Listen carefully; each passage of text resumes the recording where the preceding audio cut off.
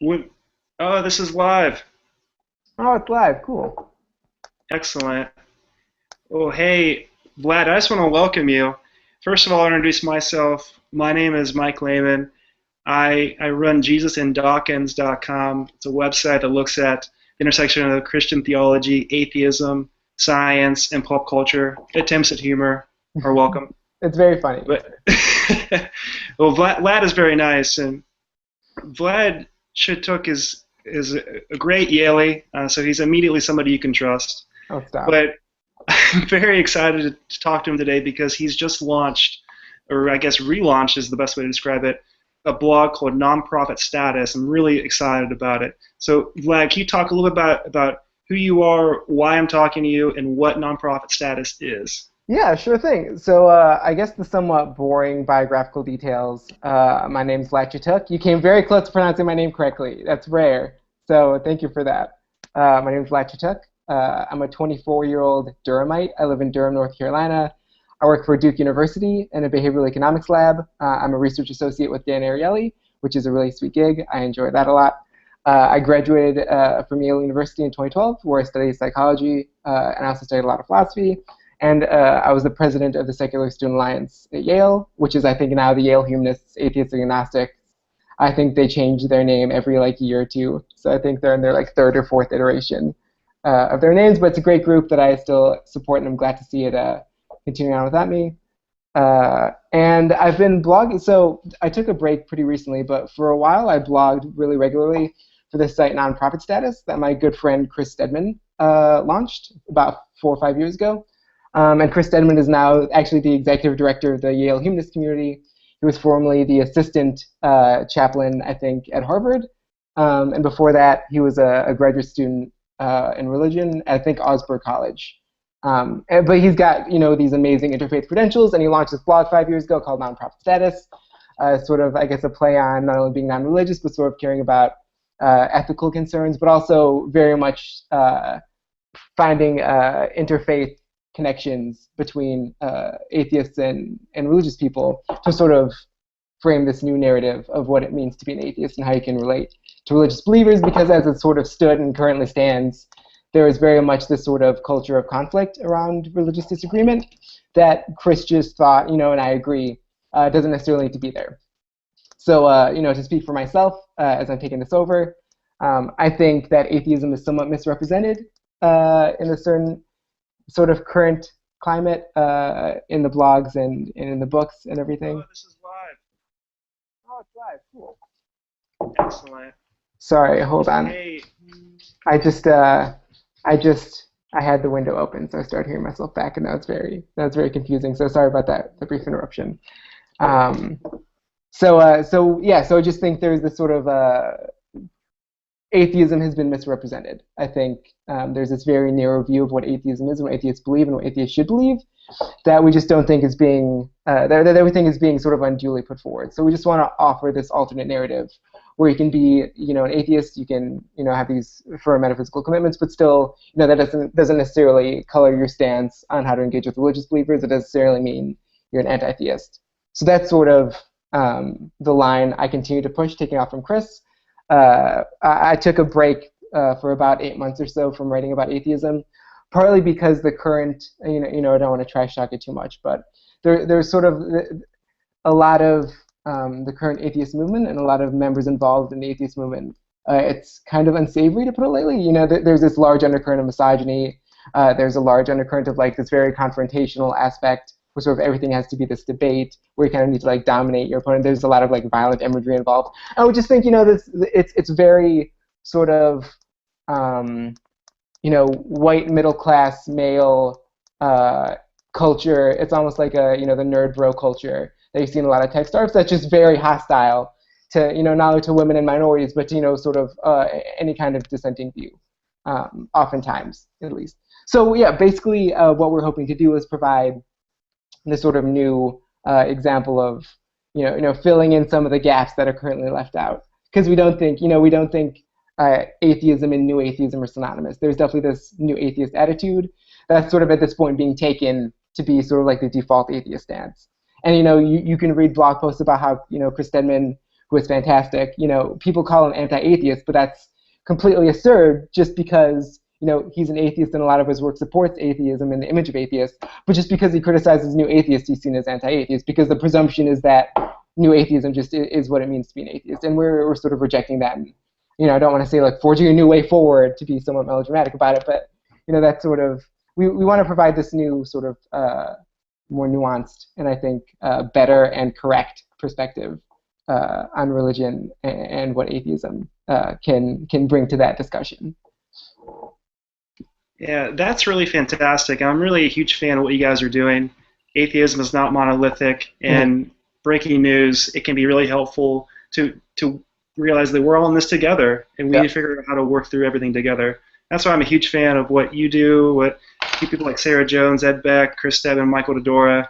Sorry if I forgot anybody. You guys are all awesome, and I want to really promote you guys however I can. And I'm really curious, can you talk about the evolution of your thought about atheism? If you have always held these views about how atheism should be and interact with other non-atheists? Oh man, so there has absolutely been a very large progression. So I grew up in a relatively conservative small town in upstate New York. You know, there were fewer people in my town growing up than there were undergraduates at Yale University when I attended. It was a very small place. It was very conservative. I know, it's crazy. So you know, I was maybe one or two atheists I knew back then, and you know, there was a church on every corner, and it was this very typical rural conservative Christian community. So naturally, I was, you know, this rebellious teenager. You know, I was kind of a pretty huge jerk about it. I think once I was like 15 or 16, I kind of realized I was an atheist. But I was one of those kids that, you know, this might date me a little bit, but, you know, I was banned from the MySpace religion forums just because of, you know, I'd go on and pick fights. So I had very strong new atheist leanings, and that sort of continued on through my first year and a half at Yale. It took kind of a little bit for me to adjust to sort of a more liberal, modern, pluralistic, you know, cosmopolitan, liberal area. So, you know, I kind of slowly realized that this caricature of religion I'd built up based on my experience in a small town and feeling like I was very persecuted for being, you know, an atheist and getting banned from the MySpace forums. It took me a little bit to sort of refine my view. And, you know, Chris Stedman played no small part in it. I actually ended up meeting Chris in 2010, about 4 years ago, at an atheist convention. It was the CFI Student Leadership Conference. And I was there because I was president of the Secular Student Alliance at Yale, like I mentioned. And I ended up seeing Chris Stedman speak on a panel. And, you know, I remember at the time, you know, I thought he was really cool. I thought he was obviously smart and articulate. And, you know, he had like skinny jeans and tattoos, so I was like, I felt this affinity with him immediately. You know, but I just completely disagreed with him about everything he said. And I was like, no, this is nonsense. You know, religion is this unmitigated evil, and, you know, it's trying to work with believers it's completely counterproductive. You know, we should be trying to deconvert all the people we can, because that's the way forward to like this reasonable, progressive, secular society, which I, you know, kind of now realize is sort of very narrow and mistaken. So after Chris's panel, he and I chatted for about like 15, 20 minutes afterwards, where again I was just this huge jerk to him. I think I kind of sort of picked a fight. And, you know, I wasn't as big a jerk as I could have been. You know, I'd matured in the years since my MySpace days. But I still sort of gave him a hard time. I think we're arguing about something like the burqa ban in France or something, and I was like very staunchly for it, which again is very embarrassing in retrospect. But, you know, for some reason we stayed in contact. He didn't just completely write me off, so we stayed in contact over the next few months. It turns out he was actually living in New Haven, or he moved to New Haven shortly after. So, you know, we'd get coffee and we'd chat a few times, and I like very earnestly wanted to see where he's coming from. And then, you know, the more I chatted with him, the more sort of discovered that, you know, he was really persuasive. And I thought, you know, I've been feeling this tension in my views for a while that I thought Chris kind of very keenly picked at, until I kind of realized that the current view I had of religion was untenable. And of course, it wasn't just this one thing that sort of changed my mind. You know, there's always a large confluence of things that happen, you know, when you make any sort of large change on, I think, any meaningful position. So part of it was just the new environment I was in. I was making friends with religious people who were really smart. I kind of realized that there was really no like atheist book I could recommend to convince a smart Christian that God wasn't real. Like I couldn't in good conscience say like, no, read the God Delusion, that'll change your mind. Like, no, like the best are like the argument Richard Dawkins puts forward for like why God almost certainly doesn't exist in chapter 4 of the God Delusion is to kind of like smugly cross your arms, like, well, who created God, huh? And I mean, like that's maybe convincing for a young Earth creationist with a very narrow view, but for someone who's thought really deeply about their belief in God, it's just not going to say much to that. I kind of realized I'd been operating on this sort of caricature of what religious belief was. So there's that, and then I started studying religion from a more scholarly place. I majored in psychology, like I said. I started studying philosophy of religion just because I was drawn to philosophy too. I very easily could have double majored, but I was kind of lazy during my senior year. I didn't want to take one of the prereqs. So I was one class away from a philosophy double major, which I sort of regret now. But I know, right? Mistakes. But kind of as I started studying the sort of psychology and sociology of religious belief, you'll never see a social psychologist with a sort of unmitigated evil view of religion that a new atheist will have. And again, I've never met a serious scholar of religion in any discipline, be it psychology or sociology, be it philosophy, be it religious studies, who I think thinks new atheism is onto something. I think they all pretty much see it for the simplistic regressive view it is. So that sort of a lot of things sort of came together for me to sort of reevaluate where I was coming from. And again, there's the personal example set by Chris of how an atheist can live his life and be a good person, engage with religious believers. There's sort of the more intellectual academic avenue, and there was just the broader living apart from a really rural conservative society where I can see a broader pluralistic secular picture of how religious engagement can work. So a lot of things came together, and I thought I was all very fortunate. I'm sort of the mind that a lot of people don't really believe things for good reasons most of the time. I don't think I'm an exception to that, and I think I just got very lucky that things turned out where I could no longer be new atheist Vlad, and now I'm more progressive atheist Vlad. All right, thanks for sharing all that. I really appreciate it. I guess I want to return to what kind of content can we expect from your new site? Yeah, and I guess how often will we see new stuff? Well, so we have a pretty exciting roster of contributors I've got. So I'm trying very hard to not make this like my blog, like the Vlad Chituc Religion Atheism blog. That's not sort of what Chris put forward, and I'm kind of very much modeling the kind of site I want to run based on what Chris did. It's very much about sort of elevating these sort of underrepresented voices in religious dialogue, and I want to continue that tradition. So I'm going to try to maybe post, once, twice, maybe 2 or 3 times a week. But for the most part, it's going to be a lot of staff writers. It's going to be a lot of, semi-regular contributors. It's going to be a lot of guest posts on sort of all sorts of topics. You'll have your sort of interfaith engagement stuff.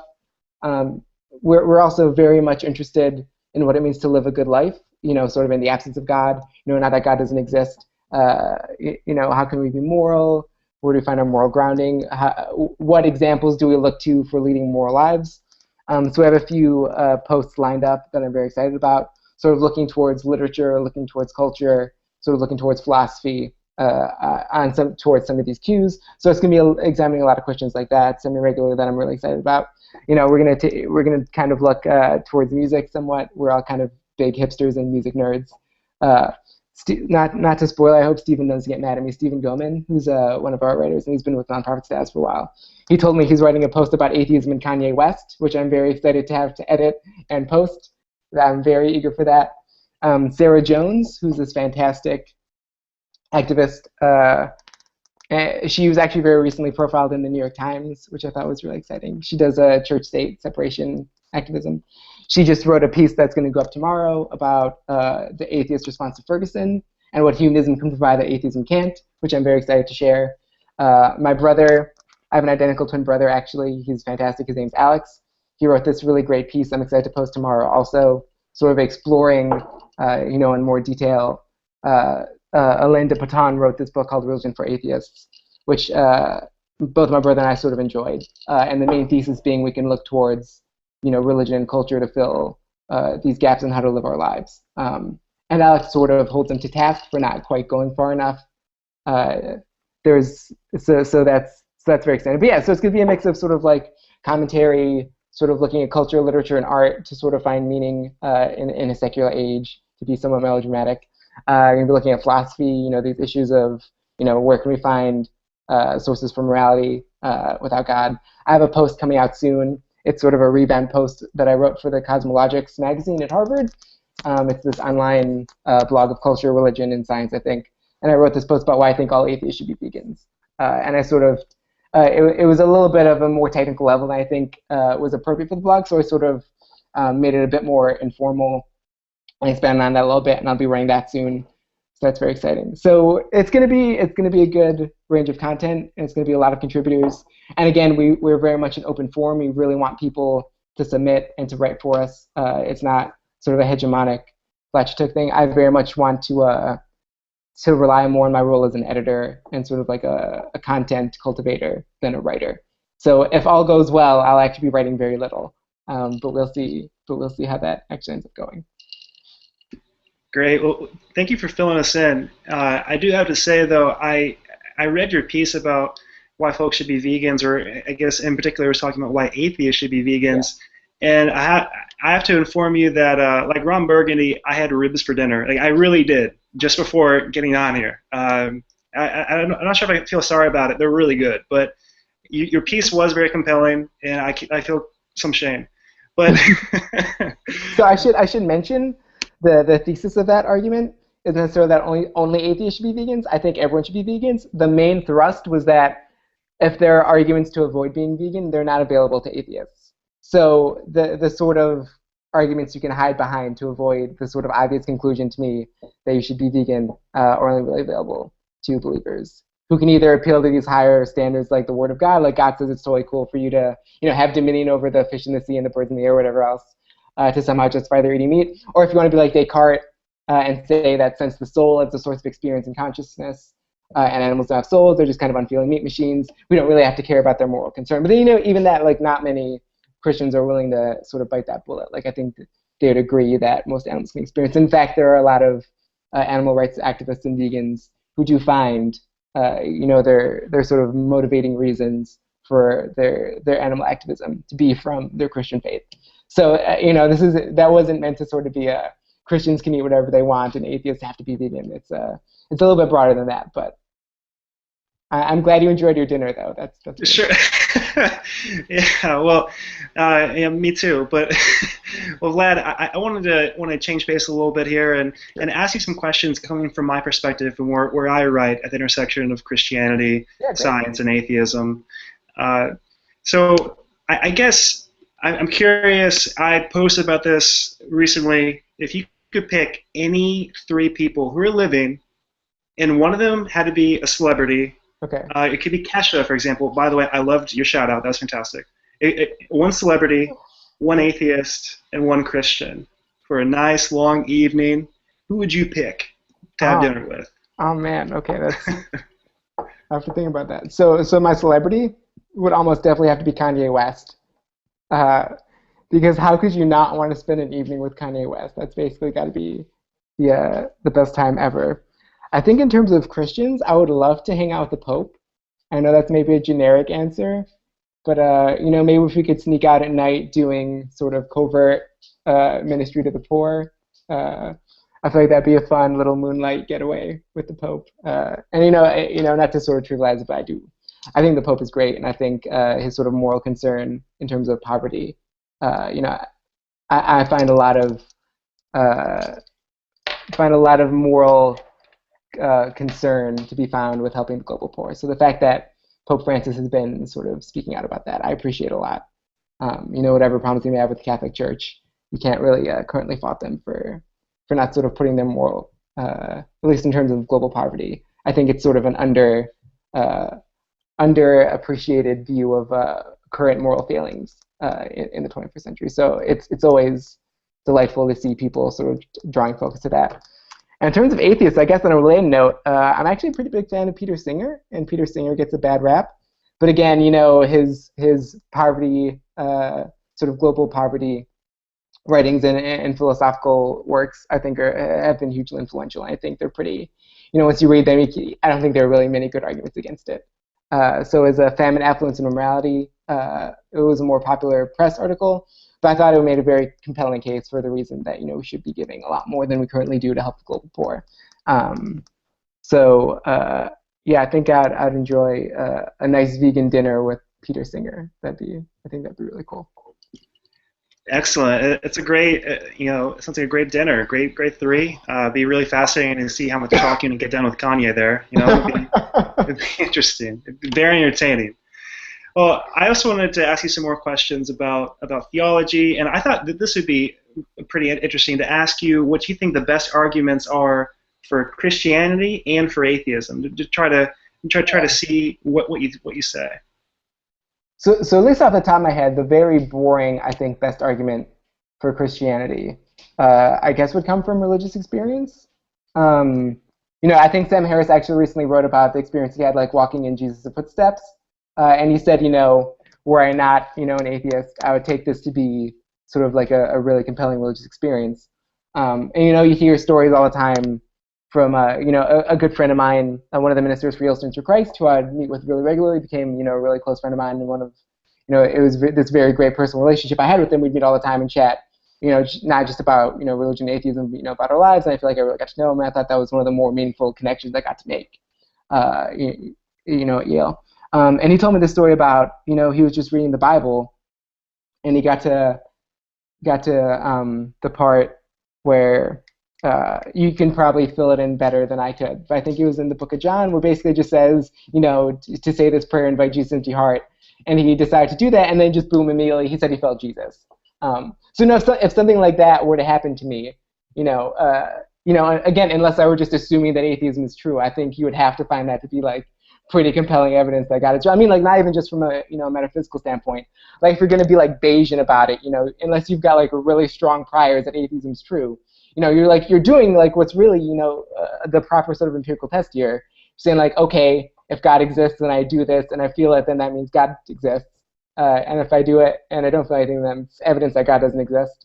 If you're looking at it from the atheist side, it's sort of reversed. But I'd find something like that probably pretty compelling. So I think that's the sort of boring argument. I think a lot of atheists don't sort of take seriously, I think, first cause type arguments, but I don't find them that problematic. But I mean, like I think Lawrence Krauss is really close to getting it right, but he's not quite there with his universe from nothing type stuff. It kind of shows how you can get a universe from whatever quantum vacuum, whatever. I'm not a physicist, but from reading that and reading a lot of secondary material, I take it that's his thesis. Like from certain laws of quantum physics, you can get a universe, which is totally fine. But that's not exactly the question that we're interested in. It's like how did there come to be the laws of physics? How did there come to be quantum vacuums and all that? And There's a really good explanation. But like as an atheist, I'm happy to say, okay, I guess quantum vacuums just either have always existed or necessarily exist or whatever. It feels about on par as just admitting, like God must necessarily exist, or like God was the first thing. If something's got to be there, I'd given a choice between quantum vacuums and God or whatever. I'm going to lean towards quantum vacuums. So I think it's probably the most compelling one that I don't think atheists often take seriously enough. I don't think it's necessarily decisive, falling down on the side, one way or the other. It's just, I think it leans a little bit more towards being amenable to atheism. I think the best argument I've got for atheism, I'm leaning pretty heavily towards problem of evil, problem of suffering type stuff. And I think, again, to sort of follow my veganism, animal welfare kick, I think a lot of people really don't appreciate just the magnitude of animal suffering that exists in the world, not even just caused by humans, but like just through the natural way of things. If I take it that animal suffering is this moral bad thing, all else equal, avoiding animal suffering would make a better world.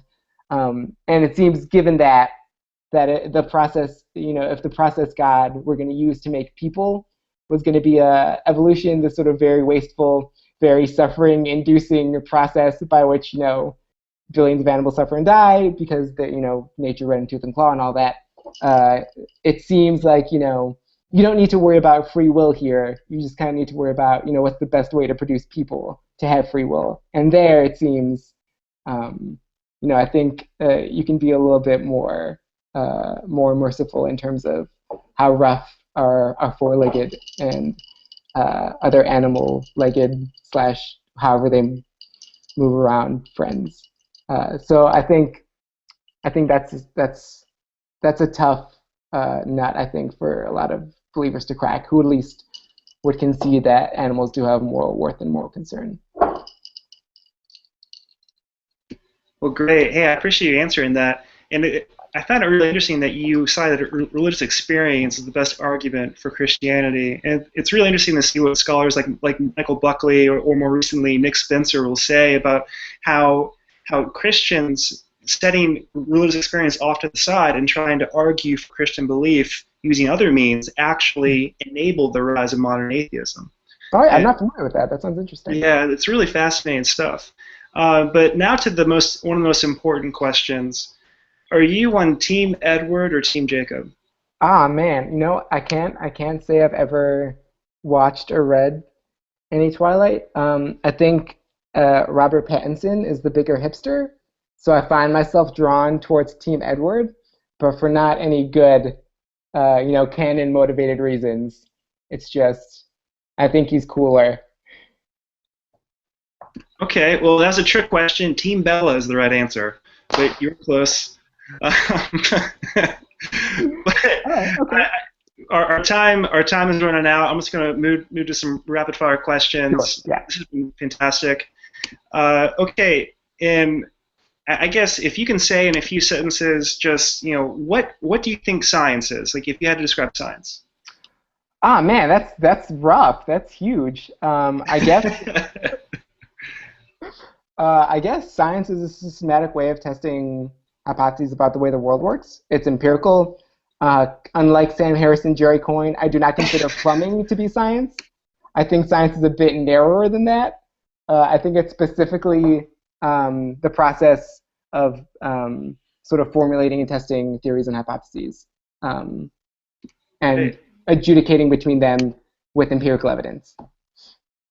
Okay, how about now we're going to move from one really unfair question to another. Who is Jesus Who is Jesus? I'm in not. your mind? Yeah, in my mind, I'm not 100% sure who Jesus is. I'm not, a Jesus scholar. I'm not a historian. I haven't read too many books on the topic. I take it that he existed. I take it he was a preacher in the time. He may have even very well thought he was the son of God. Um, but I mean, there have been modern instances of figures like this. Religious history is filled with religious figures and would be messiahs. I don't have any particular reason to think Jesus is different. I think it's kind of you see a lot of atheists, I think, sort of go a little too far in their zealotry about their atheism and being anti-Christian, that they just uh, kind of push it a little too far, in that pretty much any argument against Christianity must be really, really true, no matter how poorly supported it is. And I've never read anything particularly convincing that Jesus didn't exist, or anything like that.